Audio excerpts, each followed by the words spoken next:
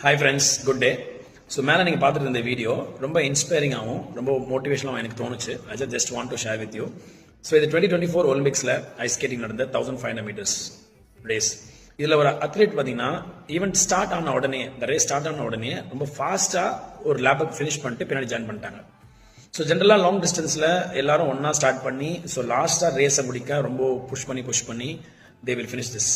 ஆனால் இங்கே ரொம்ப ஸ்மார்ட்டாக ஈஸியாக அந்த ஃபர்ஸ்ட் ரவுண்ட்லேயே இது ஃபினிஷ்ட்.